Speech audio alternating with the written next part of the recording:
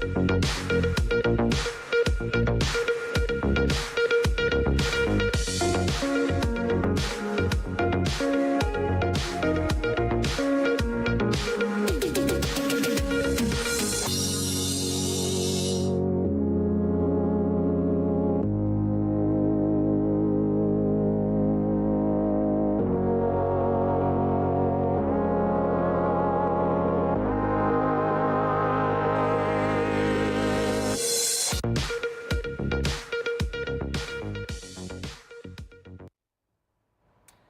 morning, Nigeria. Welcome to Daybreak Live Extra. It's a beautiful Friday morning, and you're live on Dominion Television. I'm Oluwayemi Adelakun, here to guide you through the stories that will shape your day.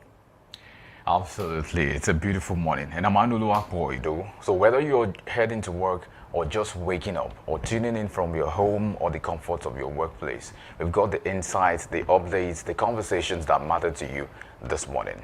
Well, also glad to be here, and I am Samson Balogo. From the top headlines to what's trending online, we'll make you, of course, make sure that your morning is informed, engaging, and full of perspectives. Definitely. We begin this morning with a controversial statement from Dati Baba Ahmed, saying that defeating Tinubu requires red eyes and not court action. What prompted him to make such a statement? What does this mean for the 2027 elections? We'll break it down, analyze the conversations, and give you the context behind the headlines.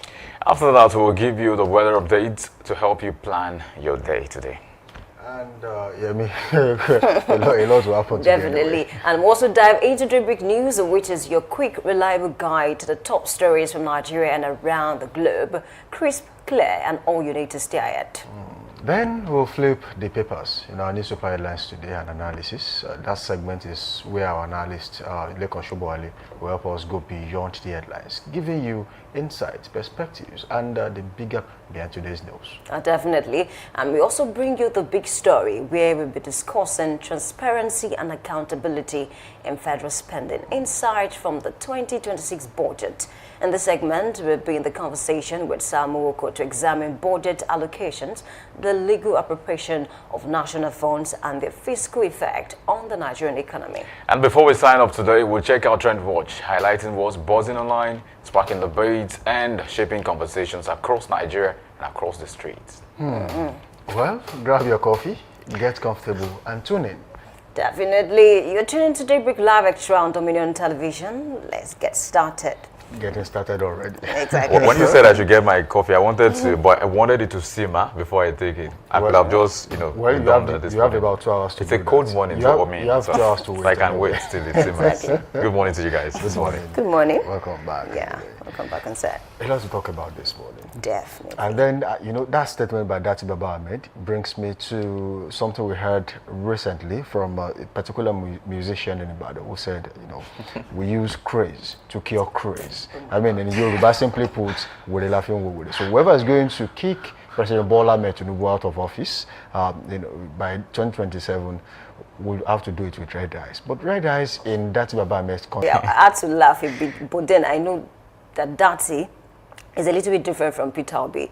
So Peter Obi is more diplomatic with his words, but Dati is blunt. He doesn't really care. I think he's in the same category with the likes of Wike and Fayoshi. They say it as a tease, so he's more firmer in his words. And then him coming out to say we need red eyes to kick out, because he thinks that the 2023 general election, was breached in certain ways, and then it made reference to the June 12 people, and that has caused a lot of controversies online, because people are asking, what does it mean by the June 12 people? But he's speaking about that election, back then, most persons that fought for that election, they are now in the government today. A lot of them who are not even in the government are activists. Talk about the likes of Showore and quite a number of them. So if you are not an activist, most of them are in government now. So it's a lot to unpack to see that, he came out to say something like that. But then there are two things. Some persons are saying he's right. One person even tweeted to say that, okay, yes, I'm obedient to, but if Dati decides to contest, I will not even look Obi's way, because he has the audacity that I'm looking for,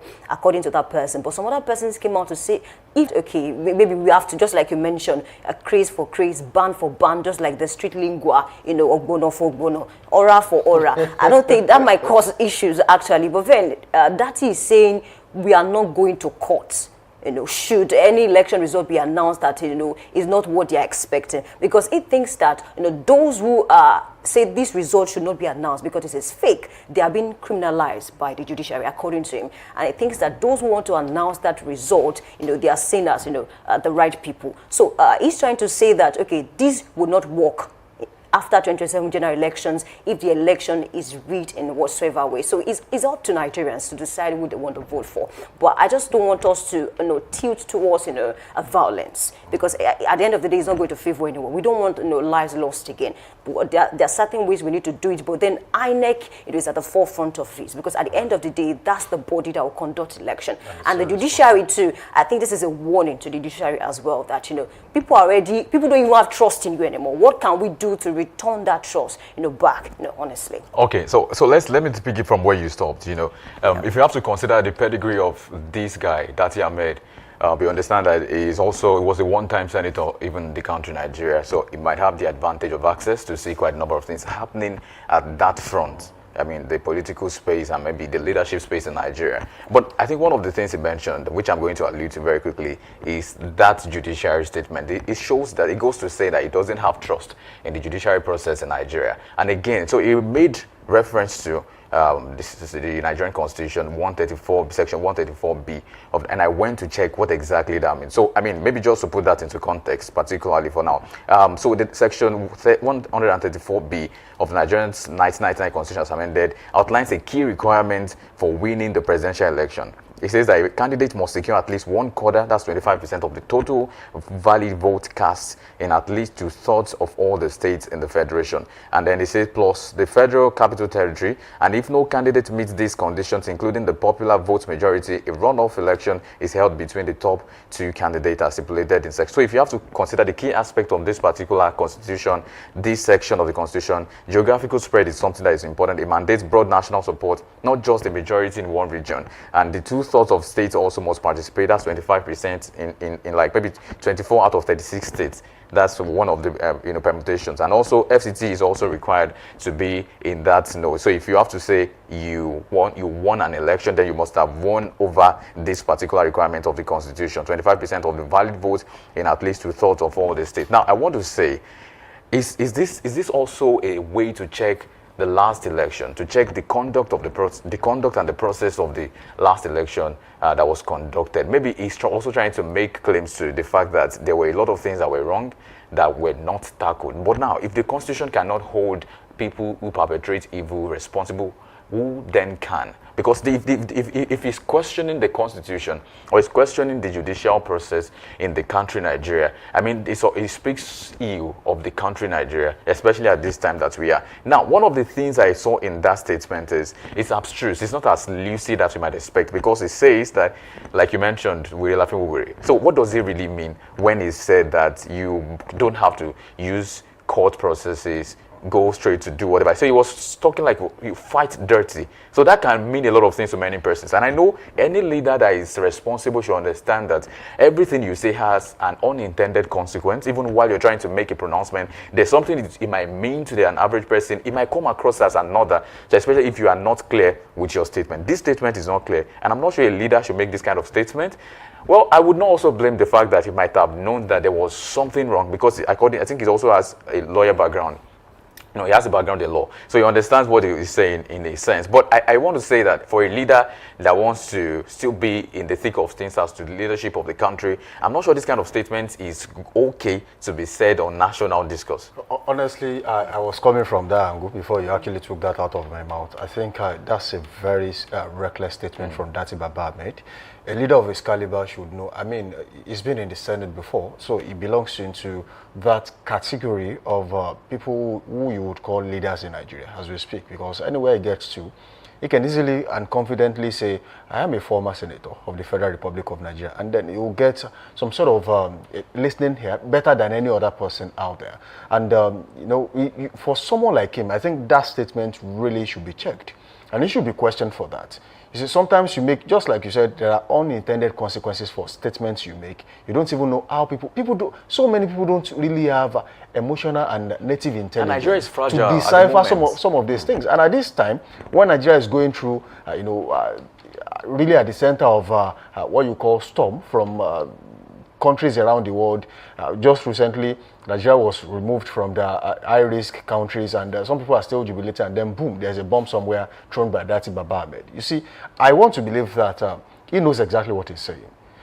You know, sometimes you want to make a very reckless statement, but then you sugarcoat it somehow. You play with words so that you don't really say what you want to say. But people who understand you, or people who think the same way you are thinking, would easily capture what it is you have actually put in there. And I think at this time, someone should call that Baba Ahmed to order. Yes, you want to become president of the Federal Republic of Nigeria. You have ambition. You once tried to be vice president. You lost the election. Whether the quality of election that brought you on board, that brought the president on board, is questionable or not, it's not for you to decide, because you are not the chairman of INEC, right? You are not the CJN, Chief Judge of Nigeria. So you couldn't have been so, all-knowing than all these people. So it means that you have to wait for the process. If you want to sanitize the judiciary, there are people who can actually do that. I mean, subsequent advocacy about how to make sure that the judiciary is actually up to par. I mean, they can compete side by side with other judiciary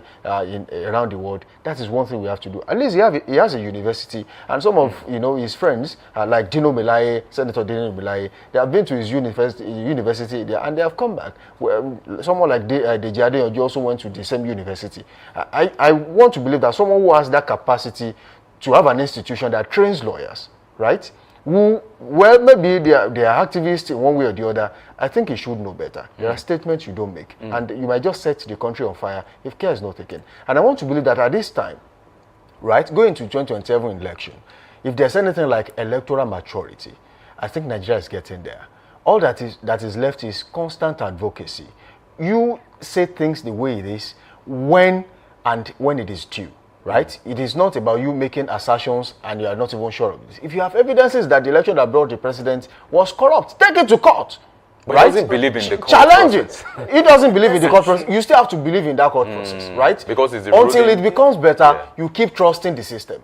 Okay? And you have to continue to do everything possible to make sure that the system is sanitized. If you know a corrupt judge somewhere and you have evidences against that judge, put it out there. Dangote did something recently about the chairman of NMPDRA. He said, look, you are corrupt. You have done this, you have done that. And probably he hired a private investigator. Someone brought in hardcore evidences against this man and he resigned. Right? So these are things you should do. If you know that you have evidence, you have the financial capacity to get all these things done, hire a private investigator. Investigate all these people and then put the evidences out there. If they are damning evidences, I'm sure most of them will know exactly where they will be by the end of the day.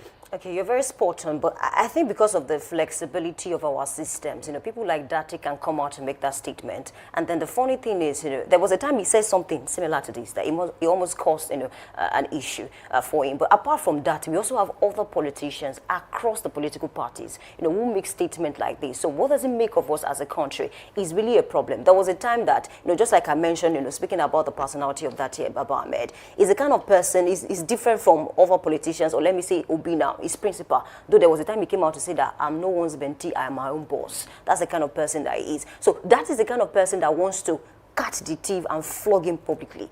Different from quite a number of politicians. Like so hand him over to the police kind of exactly, like what Peter Obi would do. He wants to catch the thief, but Obi is the kind of person that wants to work on the system and ensure that there is no room for thieves to enter at all. So it is really a problem. And then he said something about the June 12th election.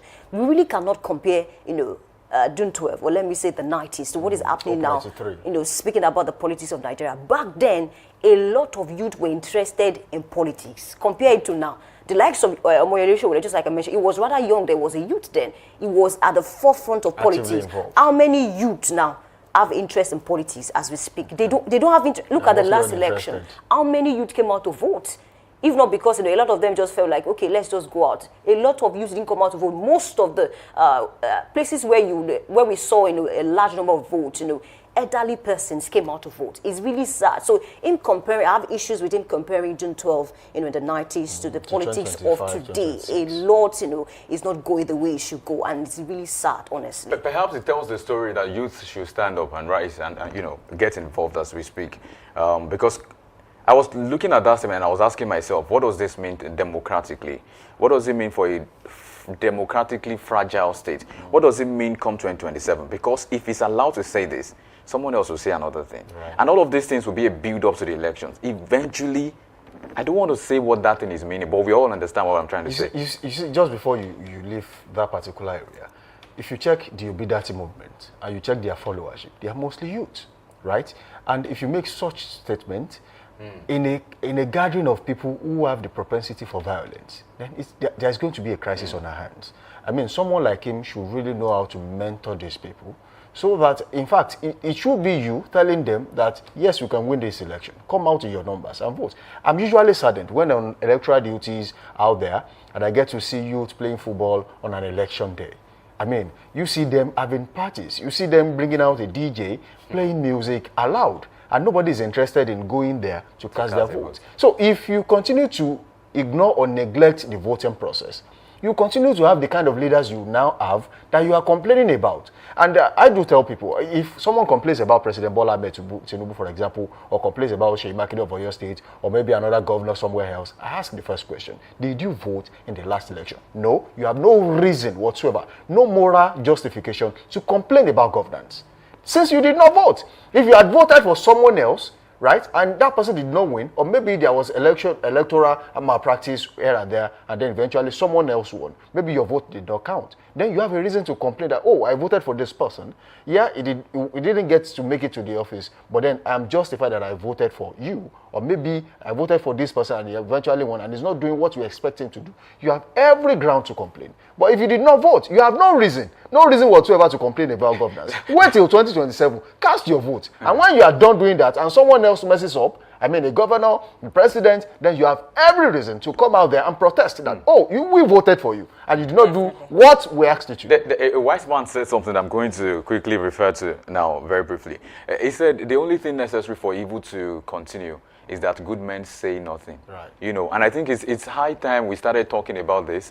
People have been quiet for so long. Now, let me bring this perspective now. The context is the Nigerian state has more youth than, I mean, so about over 50% of the, I'm just being frugal, right? Because it's way more than that. But over 50% of the population in the country currently are youth. It belongs to, I mean, like the youth constitutes quite a larger part of that, and it's very important. So what does this mean for 2027 elections? We have been silent enough. I understand where it's coming from. You can come from a revolutionist angle, I mean, Dati Ahmed, to say that, oh yes, we need to do something drastic, something different, but can it be also sensible in the sense of putting it into how to go about what you're saying? Don't just leave an open, abstract statement to say, you have to do with the laughing bull. What do you mean by that? Okay, if you say that youth need to now move as much as they should, they need to, come together to ensure they vote as much as they should and all of that. It is very important to say that. But there's a thing to say, but there's also a right way to say the things you want to say. Yeah, you're very spot on. And then just to conclude for me on this particular story is the fact that, apart from, making such bold statement, when you boast and you do not, add actions to it, it won't work. At the end of the day, some political parties now, especially the APC that we are talking about, okay, we want to take power from the APC now. Most of these parties are looking for ways to ensure that their supporters register properly. It's not about social media frenzy, and that was what caused a lot of issues APC the last time. Came out to say we have also number already registered members of the APC. They know exactly how many votes they are expecting in 2027. People are not looking at that angle. Looking at the Labour Party. Yes, he said I want to contest under Labour Party. They are still going through leadership problem in that political party. They have not solved that one. Not to talk of ensuring that people would register properly and vote. During the last election, professors were caught manipulating election results. These are the issues. So these are the areas that we need to begin to look at until we begin to look for ways to identify the principal belligerent who did a lot of things in the last election. Things might still not go the way a lot of Nigerians want. So regardless of the fact that they'll come out to vote and all of those things, these are the things we need to put in place. People should come out to vote. The judiciary should also work on themselves. And of course, INEC should also work on themselves as well. Speaking of the beavers now, there was a time we were talking about some money. I think Sarah took INEC to court to say that, imagine, not even 2023, 2023 election, 2019 elections, billions of naira, come and Was account for allocated. it. Come and account for it. These are How the did you spend issues. this money? How did you spend this money? So it's a lot to unpack. And then we have like, new sheriff in town, speaking of, most of these institutions. So they really need to work. Okay, on certain very things. quickly, just before we go, Yeah. you mentioned something earlier about doing the right thing at the right time. I think instead of making such statement like that Baba Ahmed, made that statement, the APC, they are looking to, they want to know exactly how many members they have, right? And after that, you see, there are states they did not win in the last election. And then, for some reasons, they did not get 25% in some states. They are looking to get all the state governors. You cannot be governor in your state and not get 25% for us. That's the logic. So, where we did not get 25% in the last election, if we capture the state governor, right, we are going to get 25%. And most likely, that's the APC. So, that's what they are doing. So, what is the Labour Party doing? What is the ADC doing at this time to make sure they match up with the current administration when the election comes in 2027? It's a very big question. We are going, maybe one day we are going to talk about that on the big story. Fingers crossed. Fingers crossed. Let's take weather report on this show this morning, and we'll be starting with the ancient city of Ibadan. And Ibadan Southwest, as we speak, weather currently feels like 24 degrees Celsius. It will rise by 5 degrees Celsius to 29 degrees Celsius, while being mostly cloudy and at 1% later in the morning. And in the afternoon, there will be another sharp increase, while being mostly sunny at 36 degrees Celsius and 0%. In the evening, it will drop to 28 degrees Celsius. The weather will be clear and at 4%. And overnight, it will be mostly cloudy at 8% and at 25 degrees Celsius in Ibadan today. Okay, let's cross over to Lagos. Weather feels like 32 degrees Celsius, and then later in the morning is expected to drop to 29 degrees Celsius, partly cloudy around 8%. In the afternoon, we have 31 degrees Celsius, partly cloudy around 3%. In the evening, it drops to 28 degrees Celsius, and clear around 5%. And overnight, it drops further to 27 degrees Celsius, mostly clear around 9%. And that's what we have for Lagos this morning. And from Lagos now to Port Harcourt, Rivers State, today the weather feels like 22 degrees Celsius across board, and then it rises by 6 degrees Celsius to 28 degrees Celsius in the morning. Are expected to be partly cloudy in Rivers State today.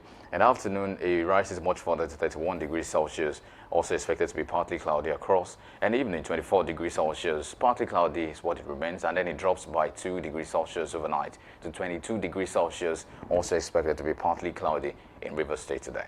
All right, moving on. Still in the south this morning, let's take weather report from Benin, those states, and it currently feels like 24 degrees Celsius right there in Benin, and later in the morning it will rise to 30 degrees Celsius, partly cloudy at 1%, and later in the afternoon it will rise to 36 degrees Celsius, partly cloudy at 0%, while it will be clear in the evening at 27 degrees Celsius at 5%, and overnight it will be partly cloudy, 25 degrees Celsius at 8% right there in Benin City, Edo State.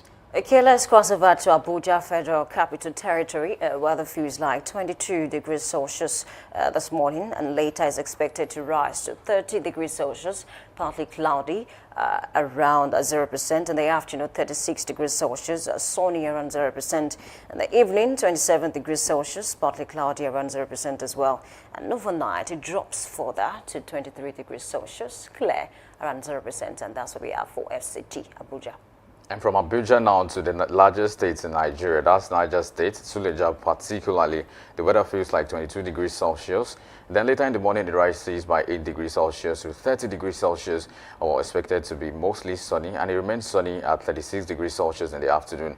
Then it drops by about 9 degrees Celsius, 10 degrees Celsius to 27 degrees Celsius in the evening, expected to be partly cloudy, and then it drops much further to 23 degrees Celsius overnight. The weather then becomes clear in Suleja, Niger State today.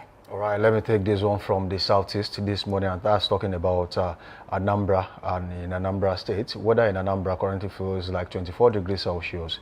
It will rise by 6 degrees Celsius to 30 degrees Celsius while being partly cloudy at 1% later in the morning. It will be sunny in the afternoon at 36 degrees Celsius at 0%, and later in the evening it will drop to 29 degrees Celsius. The weather will be clear at 1%. And overnight, it will be mostly clear at 25 degrees Celsius, 7% right there in Anambra State this morning. Okay, let's cross over to the north. Kano Municipal, weather feels like 15% degrees Celsius this morning, and later is expected to rise to 25 degrees Celsius, sunny around 0% in the afternoon, 32 degrees Celsius, sunny around 0% as well. In the evening, 23 degrees Celsius, clear around 0%, and overnight it drops to 17 degrees Celsius. That's a sharp drop. Clear around 0%, and that's where we are for Kano Municipal this morning. And from Kano now to Sokoto North today, Sokoto, the weather feels like 19 degrees Celsius across board, then it rises to 26 degrees Celsius in the morning. Expected to be sunny. It remains sunny in the afternoon at 34 degrees Celsius. Then it drops in the evening to 26 degrees Celsius, also expected to be clear. And the weather remains clear overnight at 21 degrees Celsius in Sokoto North, Sokoto State today. All right, I think that will be all we can take on weather report this morning. Do well to link up with us on all socials, Facebook, Instagram, TikTok at Dominion Broadcast, and on X, formerly Twitter, at Dominion Cast. You can watch us live on our website at www.dominion.org.ng, dominion.org.ng. You can also watch us live on our YouTube and Facebook pages at Dominion Broadcast, but do well to subscribe to those channels and like them, and drop your comments right there. Let's go on a quick break. When we return, it is time to take the news. We'll be back.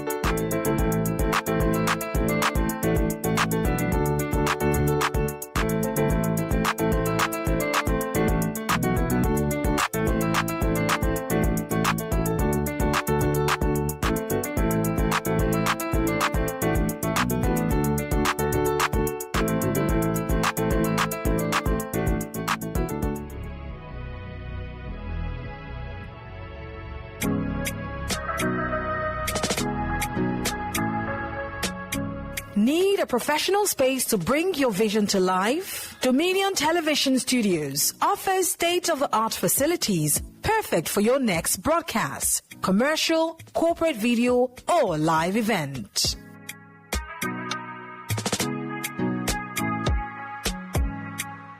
With flexible rental options, cutting-edge equipment, and a supportive team, we provide the perfect environment for high-quality productions. Unleash your creativity. For bookings, email us at marketing@dominion.org.ng. Call us on 0705 506 1061 or 0916 101 1061. Check us out on Instagram, Facebook, LinkedIn, and TikTok at Dominion Broadcast, and on X at Dominion Cast. Book your space today. Dominion Television, your channel of choice.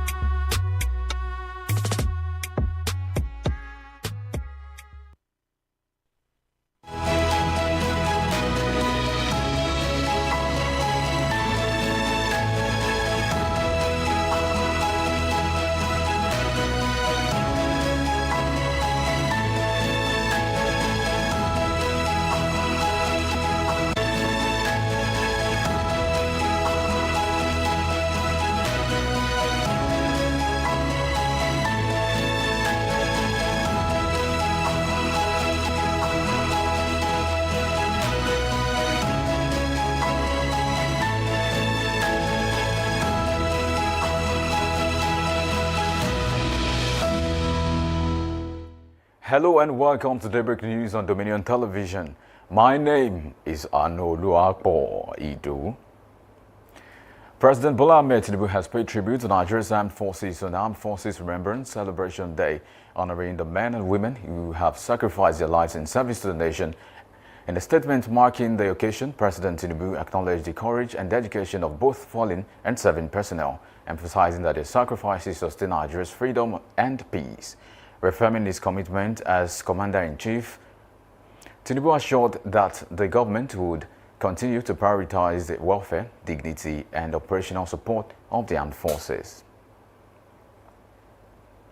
And moving on, the chairman of the Presidential Committee on Fiscal Policy and Tax Reforms, Taiwo Oyedele, has denied the report, claiming that the federal government has paused the issuance of implementation guidelines for the new tax laws due to uncertainty. According to the report, Oyedele made the comment in Lagos while responding to questions after delivering a keynote address at the 2026 Economic Outlook event organized by the Institute of Chartered Accountants of Nigeria. During the event, Oyedele acknowledged concerns surrounding the authenticity of versions of the tax laws currently in circulation, explaining that the uncertainty prompted him to instruct his team to obtain a printed copy of the laws from the government printer as stipulated by Act Authentication Act. In Oyo State Governor Engineer Seyi Makinde has assured residents that his administration would make further efforts to strengthen the security architecture of the state so as to ensure that every space of the state is secure. He gave this assurance at the grand finale and laying of wreath of the 2026 Armed Forces Celebration and Remembrance Day held at the Lake Consolamic Sports Complex at Damasimba in Ibadan. The governor stressed the plans were afoot to set up a welfare scheme for the families of the 5 forest guards killed recently at the Oloka village axis of the old Oyo National Park in Orire local government area of the state. He assured that his administration would continue to remember and support maimed soldiers, widows, orphans, and other dependents of the fallen heroes. Meanwhile, the Independent National Electoral Commission (INEC) in Oyo State is set to implement a statewide rotational deployment of its voter enrollment device (IVED) across all 351 registration areas. Speaking to the press at the INEC Coalition Center, Resident Electoral Commissioner Professor Adeni Rotela explained that the initiative aims to address accessibility challenges encountered during the first phase of the continuous voter registration exercise. He explained further that in addition to the rotational movement of the IVED machines, stakeholders meetings comprising political parties, security personnel, NGOs, CSOs, traditional leaders, religious leaders, market women and men, youth, people living with disabilities, and other relevant stakeholders would also be organized at both the state and respective local government areas offices across the state. And moving on to education, parents and school management have been advised to work closely to ensure a high level of productivity in the education sector ahead of the resumption of schools across the country. This was stated by the principal of Vale College, Ibadan, Akombi Obaloja, during an exclusive interview with Dominion News, where he stressed the need to establish a standard Parents-Teachers Association in schools nationwide. A school must have a standard Parent-Teachers Association. Parents have to do more. One thing that the school can nourish is character, but it starts from home. You must plant it. The school will nourish it by not allowing bad things to be happening around that child in the school. But character starts from home. Parents should attend forums and meetings in the school. Schools purposely want to avoid parents coming to their space. Some schools don't have PT, they don't have PT association body, don't have it. Because they think most times parents are always confrontational, or they want to see some negativity about the school. But certainly, parents are not contestants. They are not competitors. That as a way forward in the education sector, schools should adopt a structured calendar for each academic session, which would serve as guide for parents on school activities throughout the term. And now to security. Nigerians are reportedly witnessing a significant shift in Nigeria's country's political landscape as citizens increasingly advocate resistance to bribery and other electoral malpractices ahead of the 2027 general elections. The senior pastor of Global Harvest, Victor Ademi, made the remarks during the press briefing, urging political leaders to prioritize tackling insecurity and addressing the economic challenges affecting millions rather than pursuing personal gains. It is ensuring effective governance that will ensure the return to power. They should please fix this problem of insecurity. It is the number one thing that concerns Nigerians right now. If they want to know, the uppermost quest of the average Nigerian today is to feel safe and secure in our cities and our villages. And nothing else can take the number one place. Number two is to make sure that they fix our economic problems. The clergyman added that the average Nigerian has yet to fully feel the impact of his administration's current reforms, calling on authorities to implement people-centered policies that genuinely improve the lives of ordinary citizens. And now to business. The federal government has warned prospective investors in the 2025 oil licensing round that any errors, miscalculations or disappointment arising from the bidding process will be done entirely by the companies involved, stressing that there will be no refunds of signature bonuses or exchanges of oil assets under any circumstances. The warning was issued by the Minister of State for Petroleum Resources, Oil, Heineken Lokpobiri, at the 2025 Nigerian Upstream Petroleum Regulatory Commission pre-bid conference held in Lagos, aimed at educating prospective bidders on available asset, legal framework and the risks involved in the licensing process. Lokpobiri said the era when oil licenses were acquired for speculation, prestige or resale was over, adding that licenses are government asset that must be actively developed. And finally, in sports, Super Falcons striker Asisa Toshola has questioned the Confederation of African Football's continued concentration of major tournaments and awards in Morocco, calling for broader inclusion of other African nations in hosting continental competitions.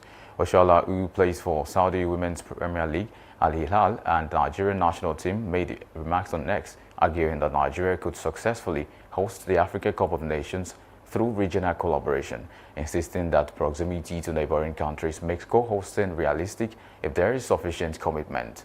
While CAF has consistently praised Morocco's readiness to stage major tournaments, Ochoala's comments have reignited debate over regional balance and the need for more African countries, including Nigeria and its neighbors, to be given opportunities to host Africa's biggest football event. And that's about it. You can visit our website on www.dominion.org.ng to watch us live and interact with us. You can also follow us across our social media platforms on Facebook, Instagram, TikTok, YouTube, and LinkedIn at Dominion Broadcast, and on X at Dominion Cast. And that's Daybreak News. I am Anuoluwapo Idowu. Thank you for watching.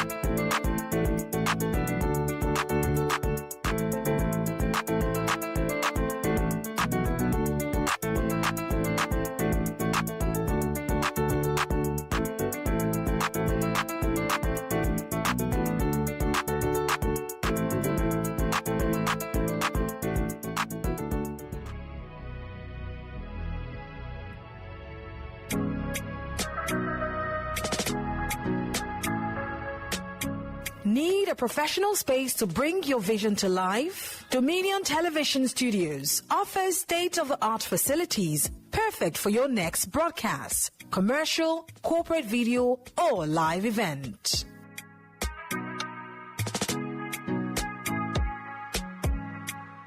With flexible rental options, cutting-edge equipment, and a supportive team, we provide the perfect environment for high-quality productions. Unleash your creativity. For bookings, email us at marketing@dominion.org.ng. Call us on 0705 506 1061 or 0916 101 1061. Check us out on Instagram, Facebook, LinkedIn, and TikTok at Dominion Broadcast, and on X at Dominion Casts. Book your space today. Dominion Television, your channel of choice.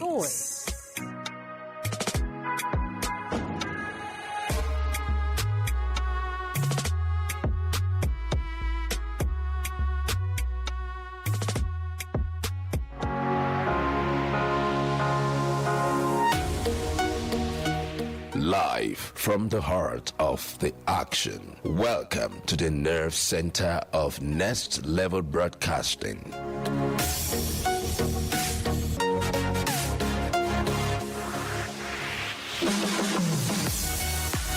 This is the OB van, where the studio meets the street. Equipped with cutting-edge cameras, crystal clear audio, real-time switching, and broadcast control, we don't just capture moments, we deliver the experience live. Anywhere, anytime, from stadiums to red carpets, breaking news to buzzing festivals, weddings, birthdays, and all sorts of ceremonies. We bring the world to your screen in real time. It's not just a van, it's a complete mobile production house, a command center, a broadcast beast. This is more than a broadcast. This is the OB van difference. Live, loud, limitless.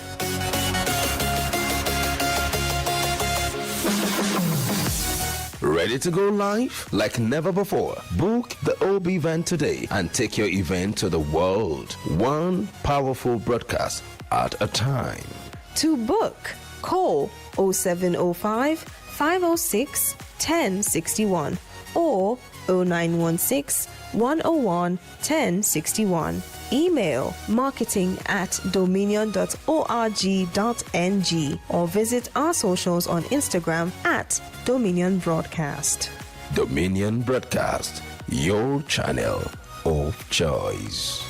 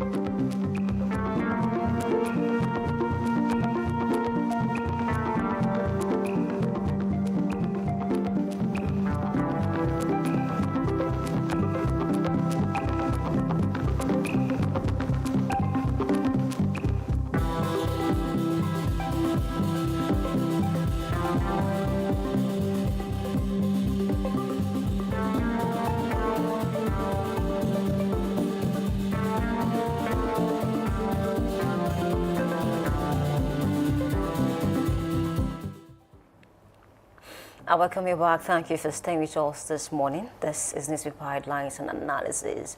I'm Oluwayemi Adelakwa. And I'm not alone in the studio this morning. I have with me Lekon Shubowali, who is a journalist and public affairs analyst. Welcome this morning. Good morning. The papers are saying a lot this morning, from Atiku's son defecting to the APC and the father saying, okay, that is his personal choice, to Kwankwaso, list the new conditions for him to join the APC. And then to a lot of members of opposition parties saying, okay, why is it that Tinubu did not attend the Armed Forces Remembrance Day? Quite a number of things to unpack this morning, but let's start with this one that's talking about the ADC. Tinubu's absence on Armed Forces Remembrance Day sends a wrong signal. That's coming from, ADC. Really, I want to ask you, is it, very important for the president to be at that event, if he has, quite a number of places to also, go to? Because the ADC is saying, why is it that he was not there? Is the president, of the nation, he should be there, to actually, be with the people. Or some managers are saying maybe he had other things to do, really. Yes, I think it is very good and very important if the president can make it to the Armed Forces Remembrance Day. But let me tell you that it is not that, it is not 100% important. As you all know that the president is currently in Abu Dhabi, Qatar, signing some important agreements with some foreign investors there. And Tinubu will not be the first president that will not attend, Armed Forces Remembrance Day. We have presidents in the past that, due to one reason or the other, they were unable to make it. So it's all about politics, ADC, yes, that's the essence of an opposition party. Even though some people believe that it may not be too good for the president not to be there, but just to be there and honor the memories of the fallen heroes. But we know that President Tinubu flew out of Nigeria since last year, and first on vacation, and now on business, national business investment related to. So for me, we have the vice president. That is why there is a vice president. And Nigerian constitution is very clear that whenever the president is unable to function or unable to perform one of his responsibility, there is a vice president. So are you saying that the vice president, is not? There is a time in Nigeria that we have Professor Yemi Osinbajo as acting president of Nigeria for 3 months, and the country was running. So what was the big deal about the president not attending the annual Armed Forces Remembrance Day? Another one is coming up January 15, 2027. The president will be there. So if the president was not there yesterday, that does not mean he will not be there next day. So what if he's not there next year? I'm very sure and hopeful that he'll be there. Okay. But what we are saying is that the president traveled out of the country since December. It is not as if the president traveled out of the country 2 or 3 days ago, just to avoid, attending Armed Forces Remembrance Day. He traveled since last year. So, and everybody understands the reason why he is not presently in the country. So, for me, I know it's all part of politics. You want to make statements, you want to say something, you want to be recognized, you want to be heard. Yes, it's a welcome development, but for me, that's why we have the vice president. That's why we have some governors yesterday was unable to meet Armed Forces Remembrance Day. They sent in their deputy governor. There was a time the governor was unable to attend the Armed Forces Remembrance Day. He sent in there his deputy governor. That's the essence of having the deputy and the vice. So I don't think this should even be part of national discourse. Okay, away from that story now, let's talk about Natasha, because videos are circulating online. Courts strikes out federal government's criminal charges against Natasha. I think the federal government is saying, okay, we want to let go of all the cases. But then listening to her yesterday, she mentioned that Akpabio is yet to actually strike out his cases against her. Now, what do you make of this? Because I recall a few months back, Natasha also mentioned that she's close to revealing the evidence with her in terms of this whole sexual harassment thing. Do you think that's the reason why Akpabio is here to strike out the cases? Because I recall during the festive period, Akpabio, after attending I think a program in a church, exactly, and after the preacher was done, he said he's willing to strike out all the cases he has, but certain persons. The truth of the matter is that for me, I don't think Natasha have any serious evidences. If you have evidences since almost 2-3 months into the issue now, you should have, displayed and shown the members of the public your evidences. But till now, the evidences has been shown. Even at the heat of the debate, even at the heat of the crisis, when everybody was expecting that Natasha should at least present some evidences as she claimed that she has. But till now, there is nothing like that. But just like I mentioned that Akpabio during his own special New Year testing service said, he will be going to the New Year, devoid of malice, devoid of having issues with anybody. He wants to go into the New Year as a new person. So, he's withdrawing all cases, not only with Natasha. He's withdrawing all cases, that is being involved directly or indirectly. So he said he's going to withdraw. So, and that was the reason why we do the cases against Natasha. And Akpabio, initiated the case, the federal government versus Natasha case. Akpabio was behind the case. So, ordinarily, as far as is withdrawing the case, the federal government should be able to withdraw his own case. So, the federal government have no issue with Natasha. It's only Senate President that is having issue with Natasha. And now that he said he's withdrawing the case, of course, it is expected that the federal government will also withdraw their cases against Natasha. So, for me, I think it is the right way to go. It's part of, when you are talking about national reconciliation, you understand. So there is no basis. Why do we want to send Natasha to jail? Why do you want to? So it's good, Natasha having evidences, if you have evidences, bring out evidences, let us see. But I'm not too sure if Natasha is having any evidences. I'm not too sure. Because if she is having that, you should be seeing that, and she should be showing that to the members of the public. Okay, so for me, Okay, I get your point on that. Some of our supporters online are saying, okay, it is good to fight to finish. Because, I mean, if Natasha decided to be a coward, at the end of the day, she wouldn't be where she is now. Yes, she was out of office for a while, and now she's back to the office. So it's more like an inspiration to some of our supporters out there that, okay, you are not supposed to be a coward, even when the political battles are so fierce. So what are you fighting to finish? What is fighting to finish with who? You know, who is fighting Natasha? You know, she was the one that said, she was the one that made an allegation. She was the one that initiated court cases. You know, at the heat of the crisis, Akpabio initiated his own court cases. So, who is? I don't. If anybody is saying that Natasha should fight to finish, on what basis? She's a member of PDP. She's seeking an election. The PDP the platform that you want to use is in crisis, is in shambles. So I think, for me, I want to believe that there are so many important things ahead of Natasha, especially her political future in 2027, than to be fighting over sexual harassment, intimidation, and all those stuff. She said she's not afraid of Yabelu since he declared his intention to run. That's what she'll be telling us. Why can't let us wait till 2027 is just tomorrow. It's very close. So let us wait till February when we will be having National Assembly election. And I don't even know, as we speak now, Natasha is still a member of PDP. She has not joined ADC. And if she is seriously contesting on the platform of PDP, I'm not too sure if at that time PDP will still be a viable platform for anyone to contest. So let us wait till 2027. You understand? Yaya Bello will be contesting.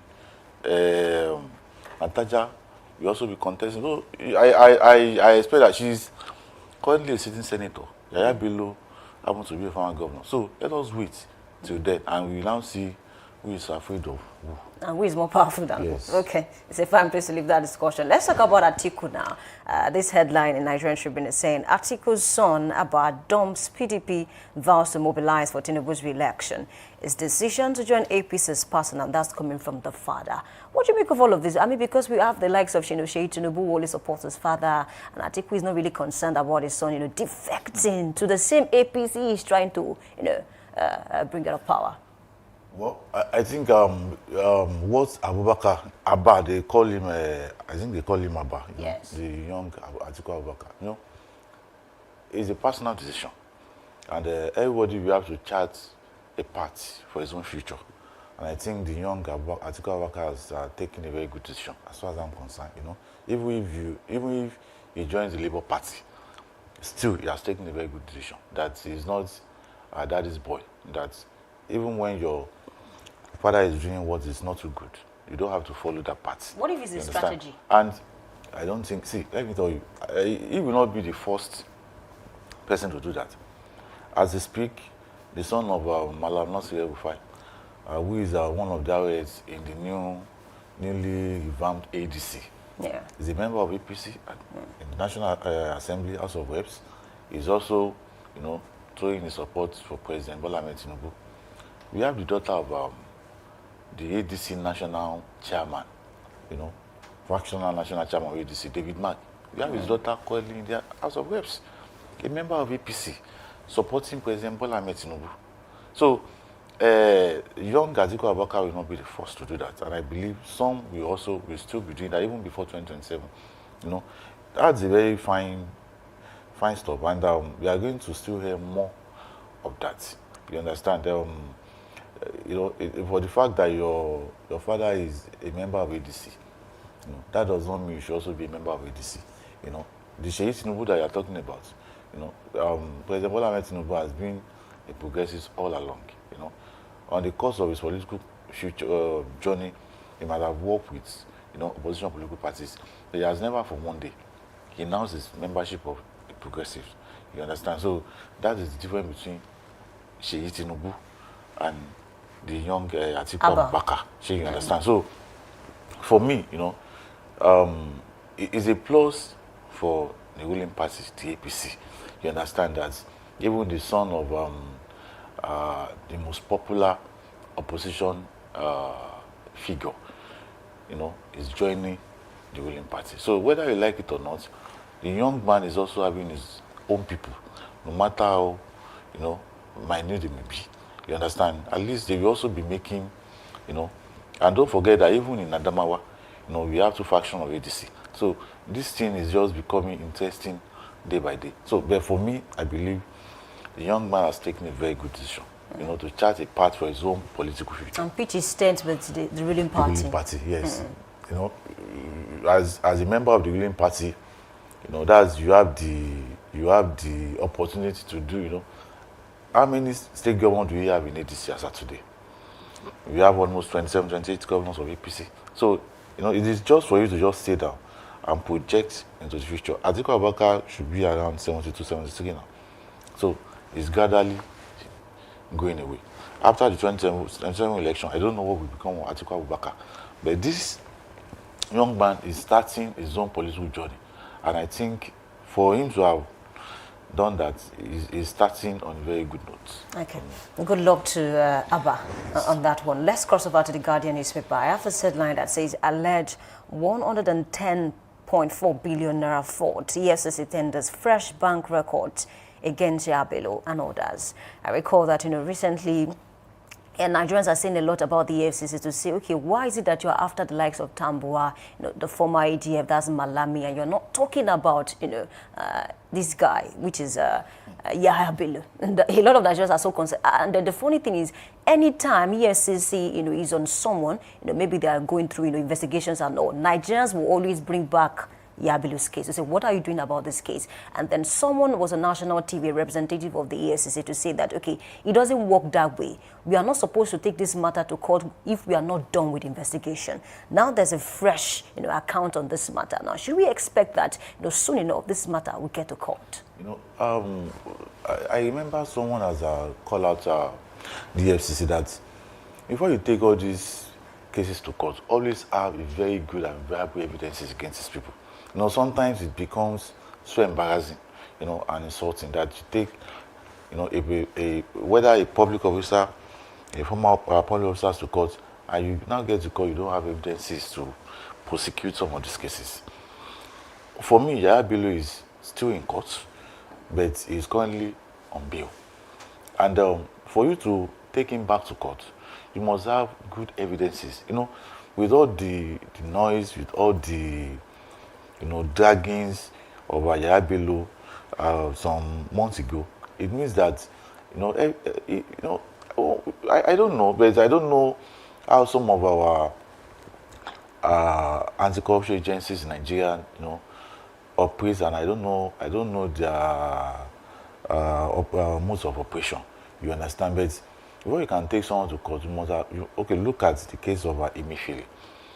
You know, you have all the evidences in this world. And it was fast compared to other persons. Because they have so, you know, intimidating evidences. You understand? So, but for some of these cases of Yahya Bello, we have some of them, a whole lot of them. It doesn't mean that because he's a member of APC, you cannot prosecute him. Of course, if you have good evidences, if you have viable evidences, you can prosecute him. This is a guy that's even talking, is even not an ambition for Senate in 2027. You understand? So he knows that, you know, can Emefiele be thinking of becoming Nigeria president in 2027? You know, but all these, what we are hearing is that he paid his children's school fees in dollars, he paid his domestic salary in pounds, he paid, most of these public officials, they don't spend naira. They spend dollars, they spend pound sterling. So is that an issue? Should that be a reason for prosecution? Should that be, will you be tendering that in the court of law? So but funds are missing in the, I'm talking about, you know, the pocket of the state now. See, it's just a normal thing that funds will be missing. You understand? That has been the normal story. All the governors that have been in Fayoshe, Uzo, Kalu, so many of them, even Akpabio, the Senate president. You understand? Immediately you left the office, they will come and tell you, they will now be running after you that some funds are missing. Funds will surely be missing because, of course, you know how our governors in Nigeria, we know how they operate. We know the kind of, you know, extravagant life they live. So it's just a normal thing that, you know, but you should have a concrete evidences. You understand? Before you even mention the name, before you even think of taking the person to court, but you should have enough evidences to prosecute all these cases. that there will not be any reason for granting bail. You know, it is very important for the EFCC, ICPC, before they take all these people to court, they should at least be able to have evidences that even when you present it before the judge, he or she will also be convinced that even talking about bail, we cannot grant this person a bail. You know, why is it difficult for them to grant Nnamdi Kanu bail? Why is it difficult for them? You know how many months it takes the court to grant Emefiele. You understand? So, but the truth of the matter is that as regards the cases of this, what's his name? Yaya Bello. We have a former governor of Anambra State, Obiano. He's also still in court on bail. Nobody is talking about it. And the truth is that we have the evidence. What about time? And just before we go, because historians will tell you that, when many years have passed, the story becomes, a little bit, sketchy. It's not, you might not be able to gather the things you're supposed to gather if you don't. That's just the truth of the matter. You understand? We have Governor Ayodele Fayose. At the end of the day, all the cases were, struck out. So it's just, we are in Nigeria, and don't forget that Oshomole has said that, as far as I remember of APC, even if you are a sinner, your sins are forgiven. So, all this is just a way of, by the time, in the next 2-3 years, will not be just like Fayose, will not even be hearing about. We have so many of those cases in court. And Fayose is still, though he was expelled from the PDP. Yes. He's not even a member of this, though his own faction of PDP is now being recognized by INEC. Oh, okay. So you understand? Yes. So, INEC believes that the faction of PDP, of Wike and Fayose, they are the authentic PDP. That's why in Ekiti State, PDP will not be having a candidate in this coming election. But it's Iraqi faction. I read in the headlines that they are said to be in court soon. To trash out certain things. Good, of course. Even before now, they are in court. Okay. Of course, they will still go to court. And the case, of course, will be determined if the court is interested, The case will be determined in court. But don't forget that, in the case of our Labour Party, Bashir Apapa and Abure, the Supreme Court has made a pronouncement that it is not the responsibility of the court of law, to interfere in the affairs of political party. The political party should go and resolve whatever internal crisis they have. But let's see how that will play out. Okay. Yes. A big thanks to you, and Lekon Shobowale, journalist and public affairs analyst, for being a part of the segment. And of course, to the audience, thank you for watching. We need to take a short break. When we come back, we move on to Big Story. My name is Oluwayemi Adelagun. Please stay with us.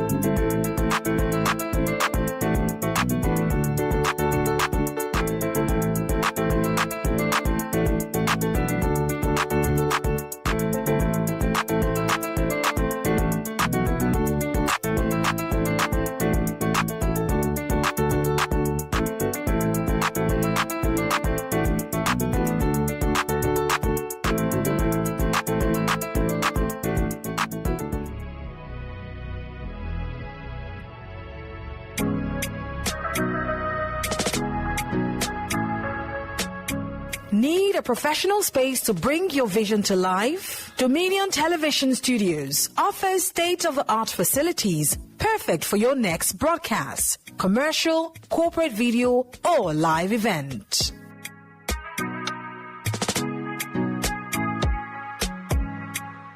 With flexible rental options, cutting-edge equipment, and a supportive team, we provide the perfect environment for high-quality productions. Unleash your creativity. For bookings, email us at marketing@dominion.org.ng.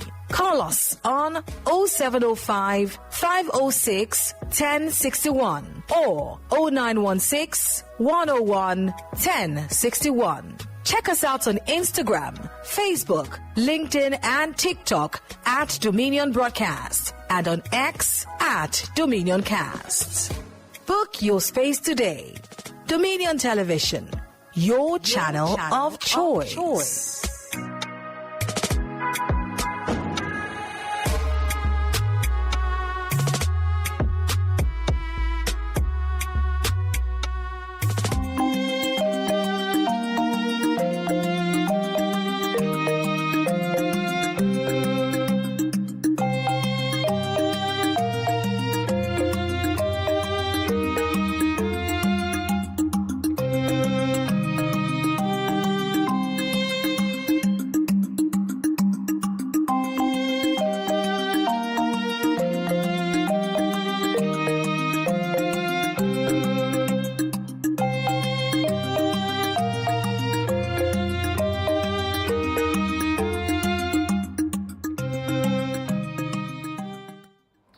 Good morning and welcome to the Big Story on Daybreak Live.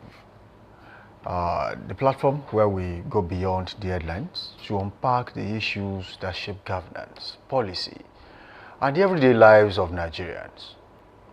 Today we turn our spotlight to a subject that sits at the very heart of democracy and development, transparency and accountability in federal spending, with a special focus on the insights and the implications of the 2026 national budget.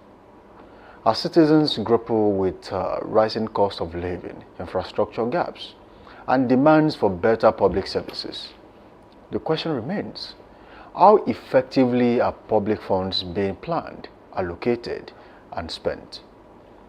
To help us navigate this critical conversation, we are joined by a seasoned voice in Nigerian journalism and public affairs, Mr. Sam Woko, the senior editor of the Nigerian Tribune. And I am Samson Balogun. Thank you for tuning in. Now, let's take a deep dive. In recent years, budgeting in Nigeria has moved beyond the annual ritual of figures and projection into a national conversation about trust, credibility, and governance. Each budget cycle now arrives with heightened public scrutiny, as civil society groups, lawmakers, media organizations, and international partners increasingly demand not just ambitious promises, but clear evidence of delivery and accountability. Several claims and concerns have shaped these debates.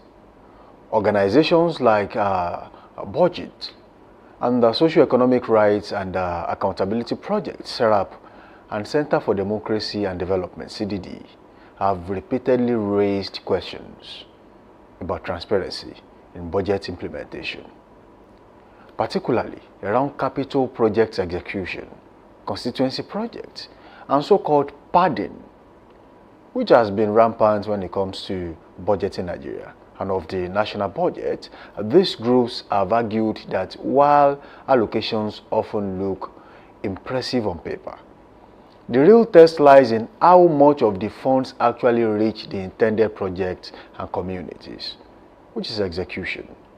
Lawmakers themselves have not been silent. Over the years, members of the National Assembly have traded accusations with the executive arm over delays in budget passage, selective implementation, and poor reporting on released funds. At different times, committee reports have alleged that some ministries, departments, and agencies fail to fully account for allocations, while public audits from the Office of the Auditor General have highlighted discrepancies, unretired advances, and weak internal control in federal spending. The media has also played a pivotal role in amplifying these concerns. Investigative reports have drawn attention to ghost projects abandoned infrastructure, and procurement processes that appear opaque or inconsistent with due process.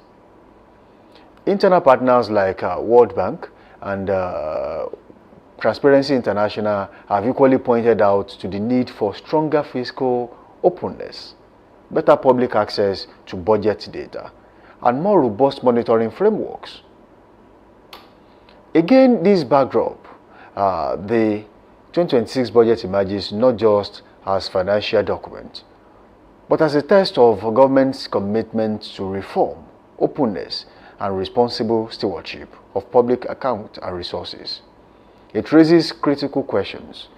Are the lessons of past accountability failures being addressed? Are citizens better able to track how their monies are being spent? And does the budget reflect a genuine shift towards transparency-driven governance? Or is it business as usual? These are the issues we'll be unpacking today with my guest, bringing both journalistic insight and historical perspective to the table. Sam Woko, good to have you in the studio. Thank you. Good to be here. Good morning, viewers. Juxtaposing history before and now. When we talk about fiscal transparency in Nigeria, especially when it comes to budgetary allocations, where do you see Nigeria as we speak? I see it as something we keep improving on in terms of the jamboree aspect of it.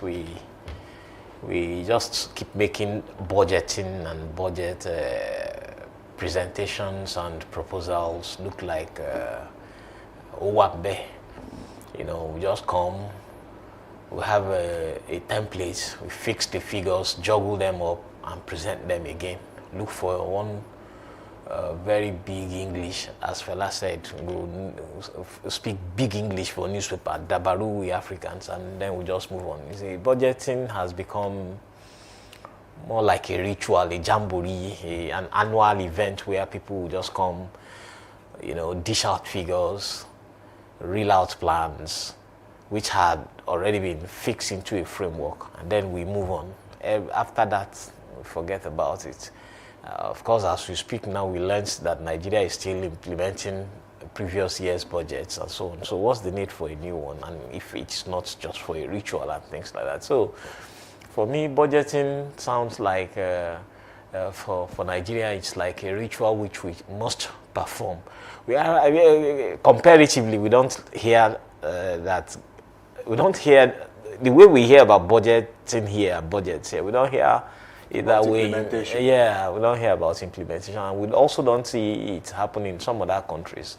So for me, the budget is like an annual ritual where even in some states, people go with Ashwebi because the governor is presenting the budget, and they will be singing and dancing, and so I'll be like, to present a budget, you have all these partying and so on, fanfare, you know.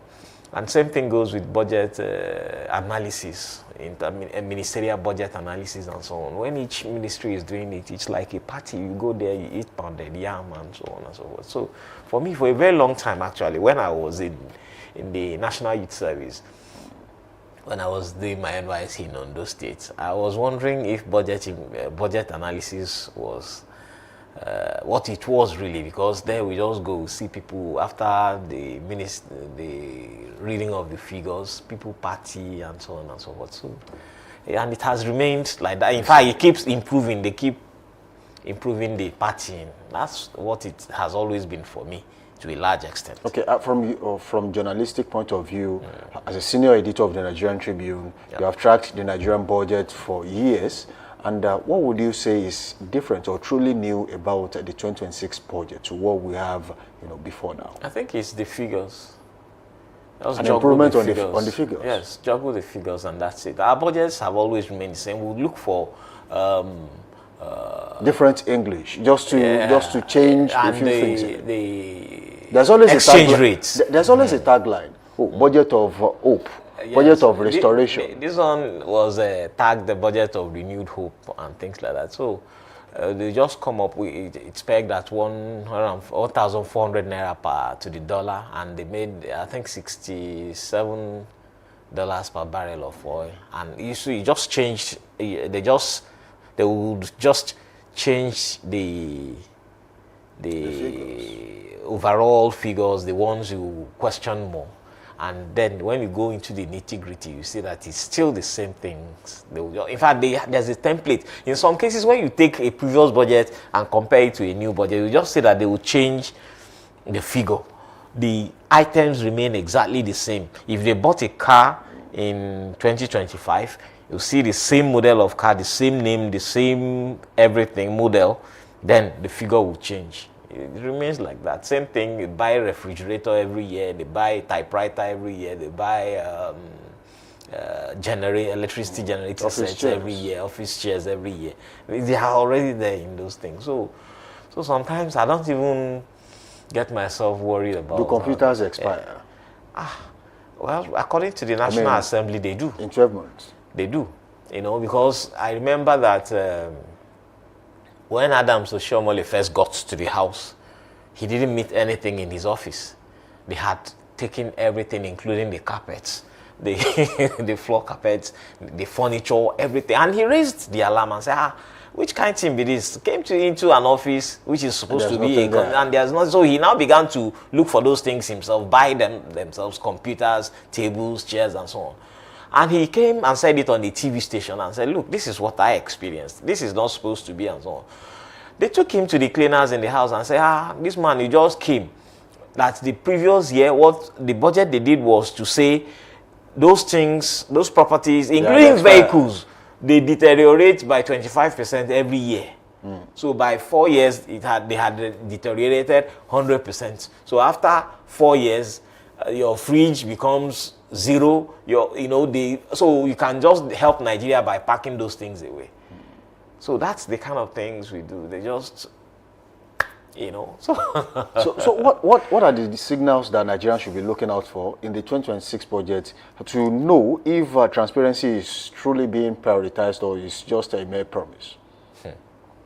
Signals. With the kind of situation we found ourselves in. Accountability here is relative. I heard the story of someone who was appointed into a board of a government agency, and he revived that agency, changed the narrative, made the agency profitable, did all that we're supposed to do, pay salaries, just generally revamped the place. So to announce his success to the board, he had to invite the board to say, board, I have done this, I have done that, I have been able to achieve this, I have been able to achieve that. And they said, who asked you? Yeah, the rumor we had was that the chairman of the board said, is that why you are not taking care of the board members? And that became a dilemma for the man who is there to achieve results and who has been taken against what the members of the board overseeing the agency should eat, So he became deflated. I am doing this because I want, because he was making profit. They even asked him pointedly, according to the things we had. They asked him pointedly, did they tell you that Nigeria was looking for you to, they put you there so that Nigeria can make profit? So, because of things like that, transparency is relative as far as I'm concerned. In this country, a lot of things are so dyed in the wool that when you try to change things, you become the victim. When you try to make amends, when you try to straighten things up, the question is, becomes, are you the only one? Becomes the issue. If you try to drive properly on the road, they will be saying, if you enter a roundabout where you are supposed to have the right of way, you will see people asking you some questions and even making mockery of you for being the only person who is trying to, So that is transparency. Transparency is according to tribe, according to religion, according to ethnicity, and so on and so forth. At one point, does transparency break down? Is it at the level of allocation, release of funds, or even project execution? It's interwoven. It's interwoven. The person who would execute the project already knows himself. He will be shortchanged. He is standing at one end of the line. The approval is at one end of the line. Between the two ends, a lot also happens. Let me give you an example. A man got a contract of feeding prisoners in this country, and is a neophyte in that area. He's a friend to some well-placed people. You know, he has to be friends to them to be able to even get close to getting that contract. So when he got the contract, he found out that it is not as straightforward as he had thought. So when he got the contract to feed the prisoners, at the prisons they told him, all you just need to do is notify us that you are the one who has the contract, who you have the contract to feed the prisoners. Don't buy any food. Don't bring any food to this place. We won't take it, and so on and so forth. So that you don't poison the prisoners. So we have to be the ones to feed them. Say, okay. So what's the contract now all about? So what do you expect me to be doing? What do you expect me to do if I'm not buying food, if I'm not supplying food, and so on and so forth? They said a prisoner is fed with so amount per day and multiplied by 3 meals. So what you just do is calculate that amount and give it to us. So when he calculated the amount, it almost overshot the budget, the contract sum. He ran back to the person that gave him the job and said, now me they borrow money, they feed prisoners now. This is... In fact, his wife had to sell some things to be able to make sure that he wangled his way, meandered his way through that maze. And when he came out, he was sweating. He told me, he said he was swearing that he was never going to get another contract again. So his big man friend was now saying, don't worry, I'm going to look for something for you, another job for you to be able to recoup your money. Why I'm saying this is that from the award of the contract to its implementation, the snares are there waiting for you on the way. So transparency, you can't even pinpoint it. Where the problem is. You can't. It's everywhere. So what's the role and effectiveness of the Office of the Accountant General of the Federation and also Public Accounts Committee of the National Assembly? It's a very interesting question. It is not that these people... Because on the floor of the House, they are meant to perform oversight functions. Now, the questions have been raised about... Or it's already an oversight on their hand. Now, questions have been raised about a few things in this country and say, National Assembly, you did not do this, you are not supposed to do this. If it is for you to go and ask the relevant questions, nobody will answer those questions. In fact, you will be targeted for asking some questions. So the National Assembly, especially the House Committee on Finance, House Committee on Budget, House Committee on all those things that surround financing and so on in the country, as well as the Office of the Accountant General, the Office of the Auditor General, they work. They know the truth.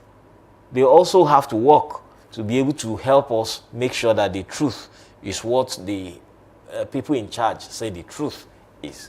Because from what we learned, they say the accountant has 3 accounts. One is the real thing, the real situation, the real financial situation. That one day. The second one is the account which they want the public to see, to know, to like, something that will make the public happy. That one day. Then the third one is the account which will make the owners of the business or the owners, the powers that be, happy. So those 3 accounts are there. So for the accountants, they also know what they are doing. So at every stage, there is a comma, there's a hiccup, there's a hurdle.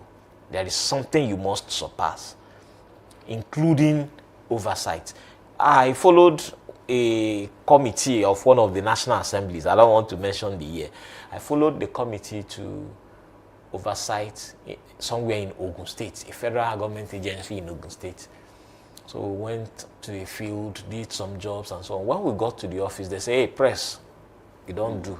This is as far as you can go. As far as you can go. So they went inside, they spoke, and after everything, I laughed. I called one of the lawmakers with whom I share banters and so on. I say, "Now don't go do the one way we no concern." He say, "Oh boy, I'm not come here, come sell guguru and ekpa now." I say, "Thank you very much."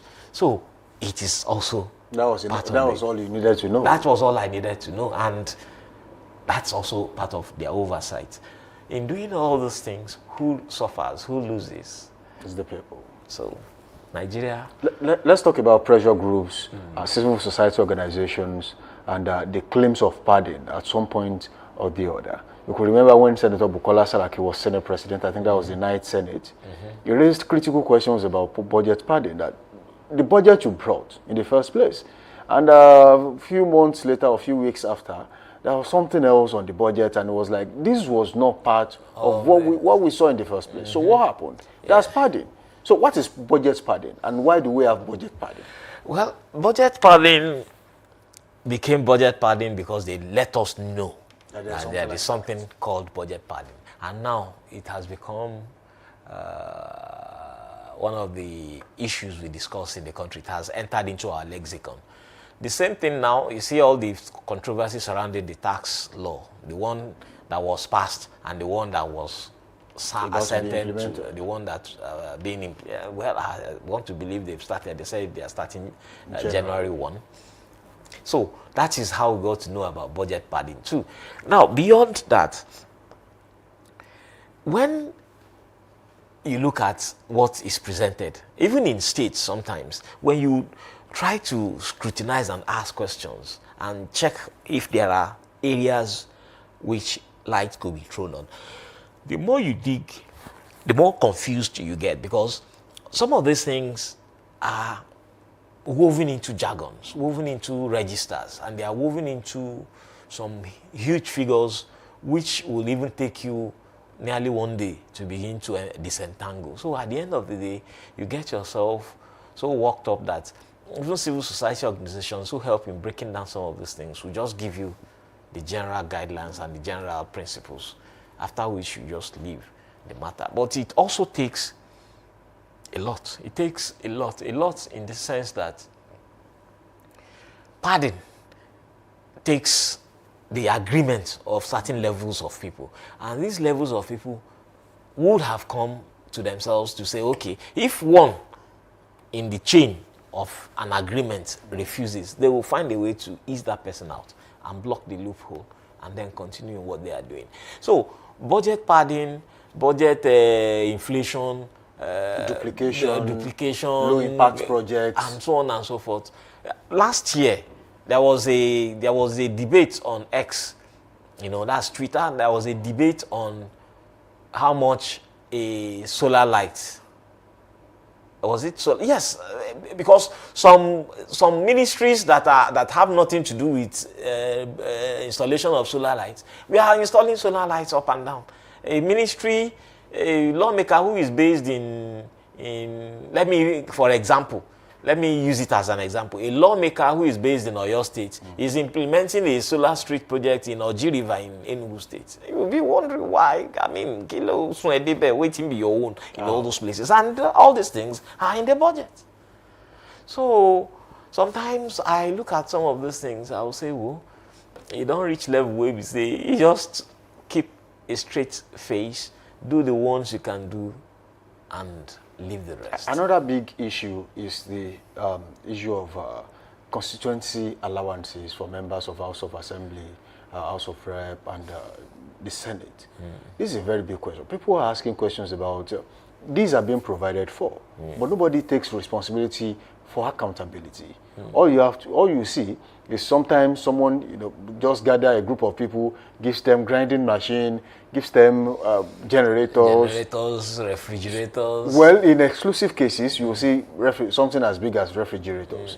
There was, I think that was in Benue State, someone shared as as misally as wheelbarrow. Yeah, wheelbarrows, yes. Shoemaking kits. Yes. I mean, to Nigerian people. Some people shared meshai materials or something. And put some beverages in it and say, look, we have created a business for you. Is that the way to go? And how much of an impact is that having on budget implementation? If that has been catered for in the budget, and this is what these monies are being spent on, is that not disaster waiting to happen? I remember very well that Obasanjo fought so hard against this constituency allowance. He fought very hard against it. For him, these things... You are a lawmaker. Why should you implement projects? Already provided for in the budget. So all you need to do is go, run the budget as it has been presented. And that time we could say, okay, as bad as it was, at least budgeting was taking place, and there were questions being asked. You know, I remember that one senator, one of the things I would refer to is albatross, is his own constituency project. That's Sheikh Husani, who transistor radio. Yes, you know, at every point they will remind him that he shared transistor radio. They wanted them to be aware of happenings around Nigeria. Isn't that not so? And you will begin to wonder. Let us assume that one transistor radio is 5,000 naira, and you multiply it by the number he distributed, compared to the amount budgeted for his constituency. Who gave him the idea? And you begin to look. There is a lawmaker in Oyo State who distributed live goods, and people were calling him by that in this Oyo State. Now, why? The man was explaining that, look, the constituents, the elderly constituents said, since we are retired and now we are in our homes and so on, we want to have some livestock which we can be rearing and so on. Animal husbandry. Animal husbandry. Let's be doing that. And he said, okay, if that's what you want. He gave it to them. And the people said, it became a mantra. The same thing with Sheikh Hussain. A whole goat. Yeah, a whole goat. If you say it in Yoruba, you will understand it better. Absolutely. For me, it became what you want to do as against what the people want. What the people want. And in between what you want to do and what the people want, there is the perception of the people. And you are operating in a political space where there will be so much bashing and so on. Another lawmaker in this state, he taught catfish farming, taught phone repairs and all those things. And while that thing was going on, some people were saying they just came to get whatever he had to give them and so on and so forth. Not because they wanted to trade. Not because they wanted to trade or wanted to... Is the propensity for the Nigerian people to look for quick fixes a problem? In fact, that's where I'm actually going to. So, in the political environment where you operate, it becomes a huge, huge problem. Demand from our political leaders and representatives and what the law says they should do. That is where Obasanjo comes in. I started by saying that Obasanjo fought against constituency allowances. You know, as reporters then we were writing about it because Obasanjo is saying, look, you don't need this. What you need, he was the president then, what you need is implement the budget and the people will be good. But the lawmakers are saying, no, our people are asking us, you had gone to Abuja, what did you bring? It was, up to now, in fact, yes, we have normalized constituency projects and so on and so forth, but does the law support it? Would you vote for or against constituency allowances? I will vote against constituency allowances. I will vote against constituency allowances because there are budgeting procedures. And since you know that your job is primarily to make laws and so on, which will impact on the nation, we do not need to begin to narrow lawmaking and begin to, change lawmaking to something else.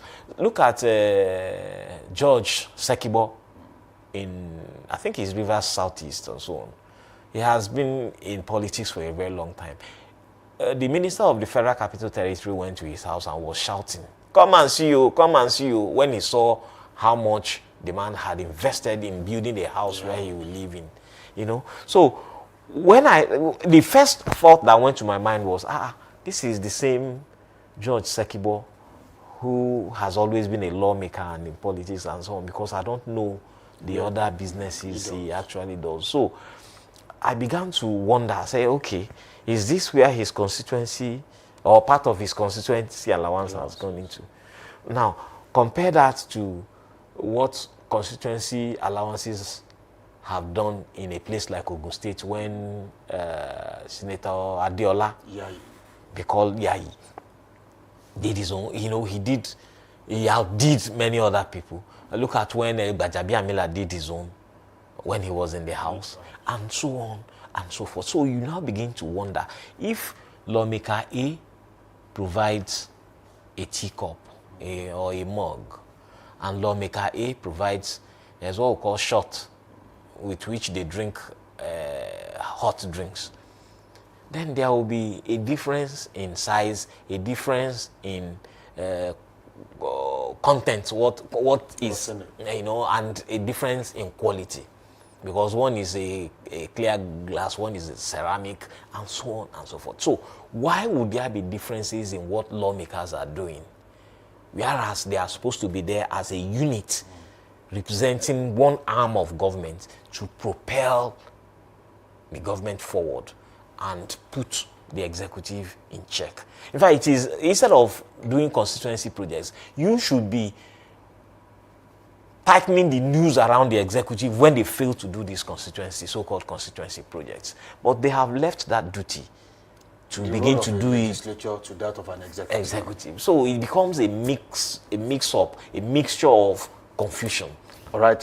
Lastly, before we go on this show, okay, how important is investigative journalism in bridging the gap between government announcements, budgetary announcements, and what is truly on ground? Now, to a large extent, you see that it has been journalists, because we're talking about investigative journalism now, it has been journalists who have been working very hard to ensure that many of these things are brought to the knowledge of the people. There was a time it trended among the print media.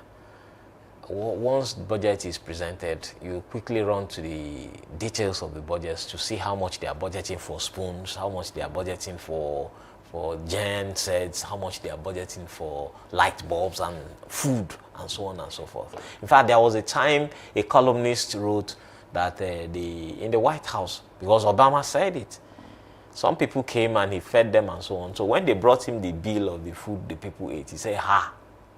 He said, how come? He said, now you go to pay for these things now. So he began to, apply sense in inviting people to lunch and dinner in the White House.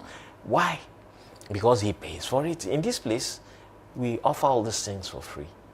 And yet we budget for them every now and then, and budget for even things that are not supposed to be changed in, say, 2 years. So it becomes a problem.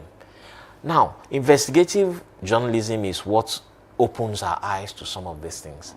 Okay, we have budgeted 5 naira for drugs in, say, a certain clinic in Taraba State, and you never get those drugs. So it is the press that will begin to dig into where the money budgeted went to. It is in the process of digging that you now find out that it was never even released at all. Same thing with using the Freedom of Information Act, which today has been relegated.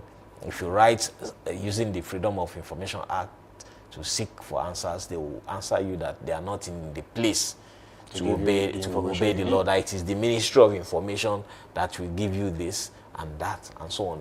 When you write to maybe say Ministry of Budget and Economic Planning, the Ministry of Budget will reply you that the Ministry of Information will give you that detail. So it becomes a mixture of so many things. And how do we get ourselves out of this? I think it's only when we begin to have the government that truly wants to do what the people want and that truly sticks to its programs. But unfortunately, the parties which elect some of these people do not have clear-cut programs which you can hold them accountable to. So, and that leaves us with the problem which we have as we speak today regarding budgeting in Nigeria. All right, thank you, Sam Woko, for joining us on the show this morning. Thank you. That's Thank been you for having me. a very big session with you, and I would hope to bring you some other time to discuss extensively on budgets in the country. Thank you for joining us. As we draw the curtain on today's edition of The Big Story, one message stands clear. Budgets are more than numbers. They are statements of priorities, reflections of leadership, and promises made to the people. Transparency and accountability remain bridges between those promises and real tangible impact on the lives of Nigerians. Many thanks to Sam Woko, a senior editor with the Nigerian Tribune, for lending his insight and experience to today's important conversation. Right, and to you, our viewers out there, for staying engaged in the national dialogue that helps strengthen our democracy. Of course, the show still continues, Daybreak Live Extra, on Dominion Television, and we'll continue to examine the stories behind the headlines and the policies shaping our future. Samson Balogun is my name, and this has been The Big Story. Have a productive day, but definitely Trend Watch is next after this one. We'll be back after this.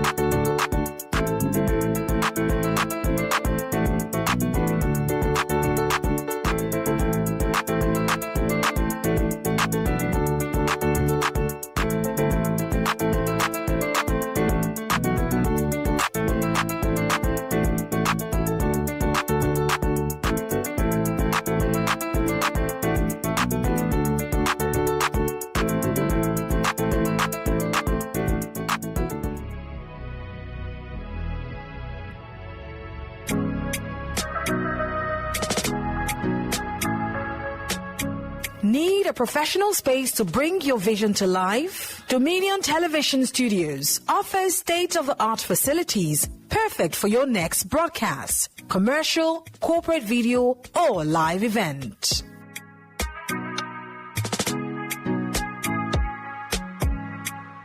With flexible rental options, cutting-edge equipment, and a supportive team, we provide the perfect environment for high-quality productions. Unleash your creativity. For bookings, email us at marketing@dominion.org.ng. Call us on 0705 506 1061 or 0916 101 1061. Check us out on Instagram, Facebook, LinkedIn, and TikTok at Dominion Broadcast and on X at Dominioncast. Book your space today. Dominion Television, your channel of choice.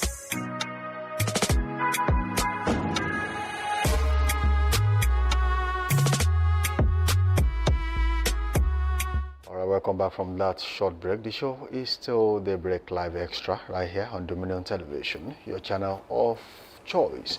And it's time for Trend Watch, but do not forget to join us and link up with us on all socials: Facebook, Instagram, TikTok, Dominion Broadcast, and on X at Dominion Cast. You can watch us live on our website too at www.dominion.org.ng. And I've got with me once again in the studio Oluwayemi Adelako and Aluluapo.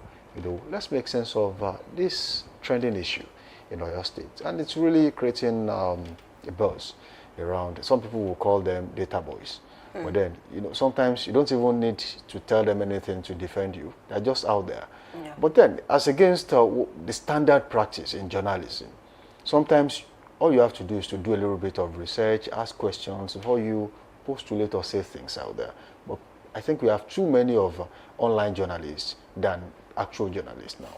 Yeah, and it's really sad. Some persons will say they're accidental journalists, I mean, and then they're everywhere. And even the real journalists, most of them, you might not get to see them because of this, people. So we have this headline that is saying, Alaafin kicks as Makinde installs Ladoja, chairman of Oba's Council.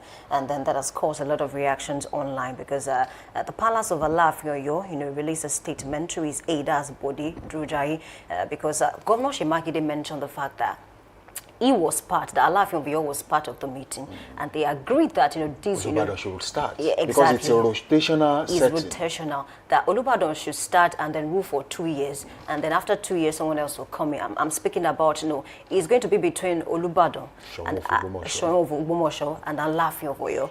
And then, but then, Olubadan, or let me say the Alaafin of Oyo now released a statement to his aide to say that I was not part of this meeting.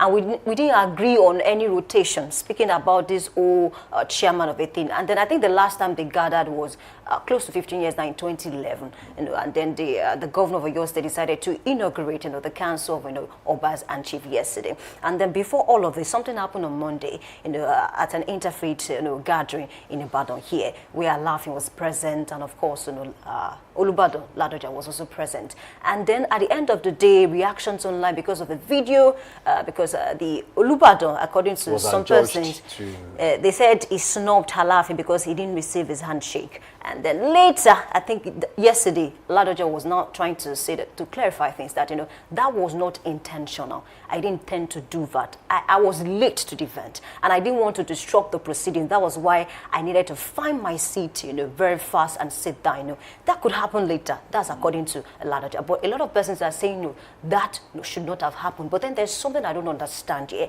because the Council of Elders, after that happened on Monday, released a statement to say that any disrespect will not be tolerated, from the Alaafin. So it is a lot to unpack now. But then at the end of the day, Governor Makinde has a lot to do, in this case, because he said that, a lot of persons believe in divide and rule, but then he's not going to be a part of that, and that is why he's trying to bring these 3 first-class monarchs together to ensure that there's proper order, and then there's the chairman, and then they are to rotate it after 2 years. This is what we have in our hands. Some persons are not agreeing with this, while some persons say, okay, fine, they can rotate. So this is the issue we have in our hands today.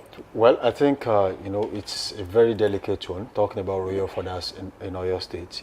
In some places, we have permanent chairmanship of the Council of Obas, and in Oyo State, as inaugurated by Governor Seyi Makinde yesterday, there are 3 potential chairmen, and one is actually chairman now. So it is rotational. The others will come later.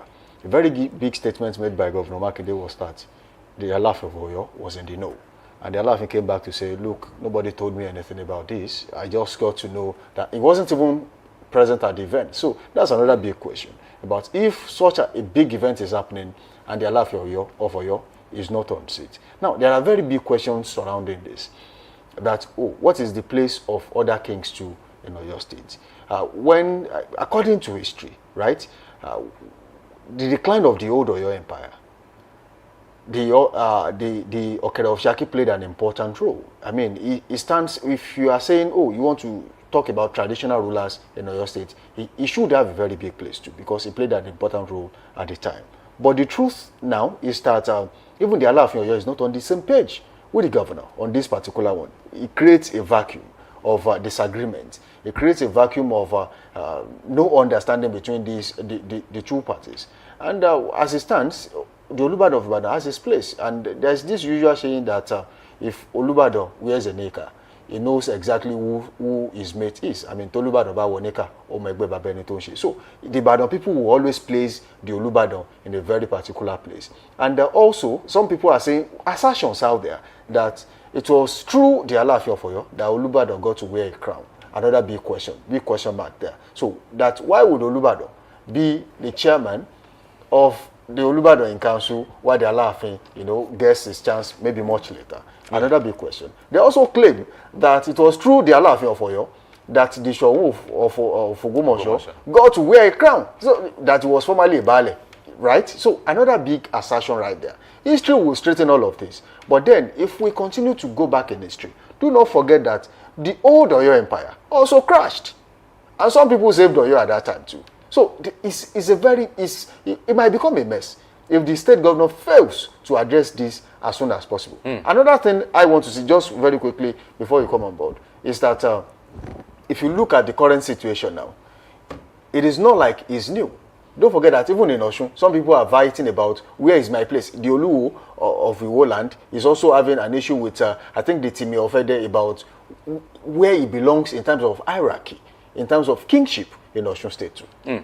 So let me just, I'll call to the chase very quickly to say that first, congratulations to the Oba, Rashidi Adewolaja Arusadi first for that particular thing. But going forward, I want us to also very quickly pinpoint something that he said immediately after that. He created a 5-member committee to tackle something that is also in the heart of conversation, especially in Oyo State. That's land grabbing. I love that. When he came on board, he said, this is what we are going to do. That is very important to the people of Oyo State, much more than the supremacy battle, which is also something. But they can also always deal with this. I mean, it's the Obas, so yeah, they respect to them, but they can always do. But I'm talking about land grabbing is also important. So we understand the Council of Obas is supposed to do something to in the state that they belong to, or to the entire southwest state, as it were. So it's very important that we have this kind of movement going on, and then we have some of the things we should do. Now, for example, land grabbing is something that should be tackled. So they have inaugurated a 5-member committee of legal practitioners who are charged with that responsibility to tackle that at the very heart of it. And I think that's very important. So let's take